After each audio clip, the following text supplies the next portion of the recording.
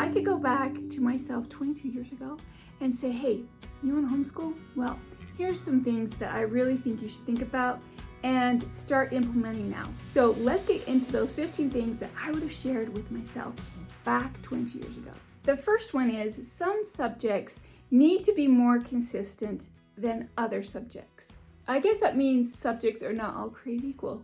Some subjects you want to make sure that you are doing all the time and that you focus on those, especially in the beginning. The most common of these subjects is math, spelling, grammar, handwriting, and I would have to say music practice. Those kind of subjects need to be going on a weekly basis, if not daily. These subjects have concepts that build upon each other, and so you need to be doing them on a regular basis. Number 2, expect to go through a transition when you first start. You need a little bit of a transition time to get everything flowing the way it should.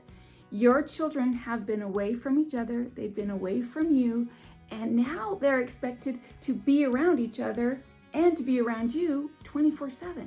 When you're in this transition, you are going to be doing activities that bond your family together.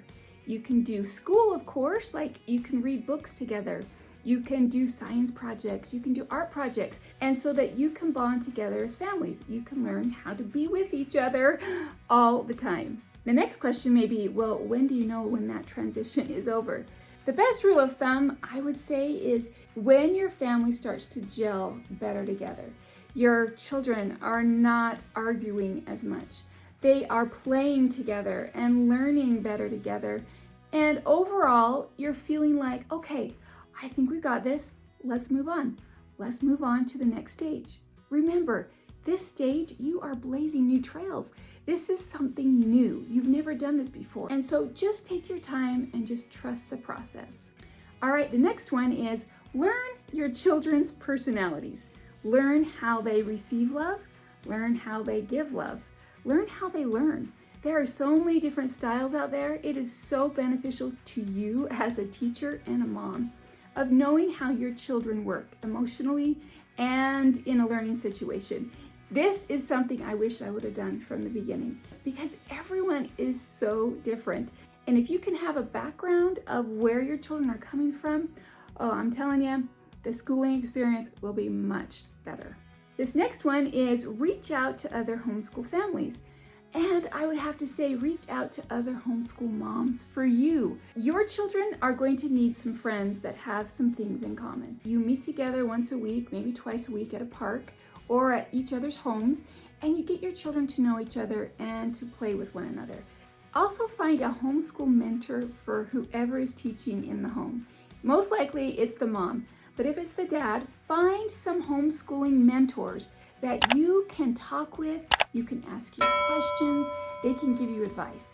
That is something I did at the beginning that I am grateful I did. Now, the last practical advice thing I would want myself to know as a new homeschool mom is I would want her to know that every year in homeschooling is different. You are living life. You are going to be experiencing the different things that happen in someone's life, like moving. There are so many life situations that are going to happen and that are going to still happen. So don't freak out when you think, oh no, I have this major thing happening. I can't homeschool. You can homeschool. You still can homeschool. You just have to do a little bit of tweaking here and there and make up your own schedule to fit the situation that is happening in your life. So every year is different. And don't freak out about that. Let's talk mom hacks. Don't forget to plan for regular life. Not only are you now going to be a homeschool mom, but you still are a mom, a wife, a daughter. You know, all those things you still are in addition to being a homeschool mom. And you still need to make sure life is happening. So number 1, get organized with those basics of meal planning, cleaning, laundry, things like that still need to be done. Be more intentional about it because you are going to be busy as a homeschool mom and tired after you're done. And so if you have a more organized system, it's going to go much better for everybody. Mom's not going to be as stressed, and the children get to learn life skills. That's how homeschooling works. You're doing those things that you usually do in life, and your children are learning right along with you. Number 2, find an area for your homeschool stuff. This could be a closet, this could be an extra bedroom if you have one, or maybe it could just be bins or something in the garage. But you need a designated place for all of your stuff so that you can go about your life and not have school everywhere you go.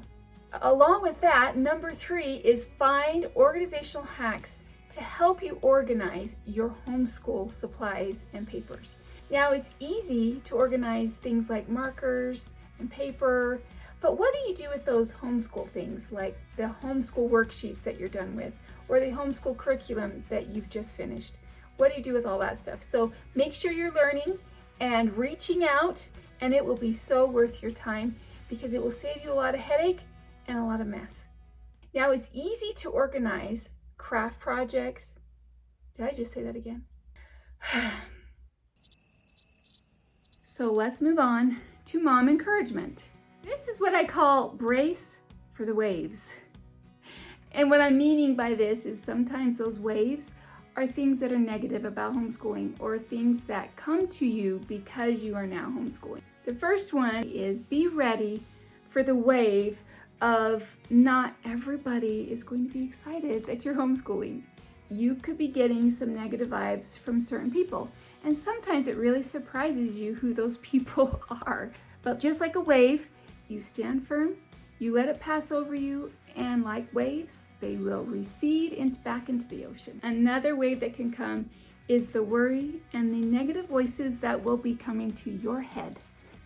At night, you'll be laying there thinking, am I doing everything? Are my kids getting everything they need? And when you cannot see the results right now, you start to worry. So as you get better and as time goes by, these worries will get smaller and smaller. As you get your homeschool feet underneath you, you're going to be just fine and the worry will lessen. And the last one is that every year you're going to have some type of resistance to your homeschool. So be ready for that. That is a wave that comes and goes and comes and goes. There's just opposition to a lot of things that we do that are wonderful and good. Your opposition may be your children one year. Sometimes the resistance may come in health issues or having a baby. And just be ready for it and know that it's going to come and that it will pass too.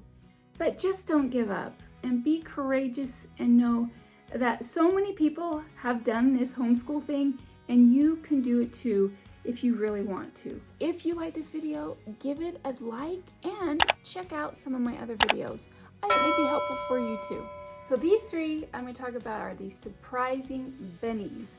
These are the surprise benefits that I didn't realize when I started were going to happen. The first one is the journey of homeschooling changes you as a mom.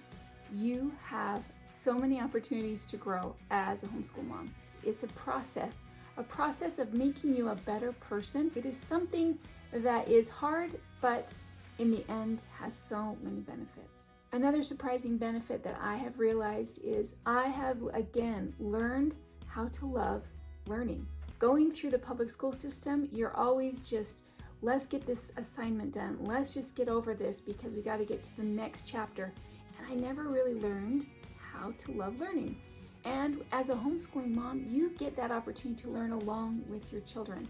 That is something that I love about it. And the last surprise benefit that I have experienced, even though your life is brimming with so many things to do, but it is so fulfilling. The homeschooling process has made me feel so fulfilled as a mother and as a person. So what would be that last thing I would say to myself as I was just about to leave and leave her to begin her journey? What would be that last very important thing that I hope she would not forget? And this is it. If you put your mind to it, you can accomplish anything. That is what I would tell myself, that I was going to make it and that it was going to be worth it. Thanks, George McFly, for that nugget of wisdom and for the thought of the day. And I want to tell you that you're going to make it. It's not going to be easy, but you're going to make it and it's all going to be worth it. If you put your mind to it, you can accomplish anything. See you in the next one.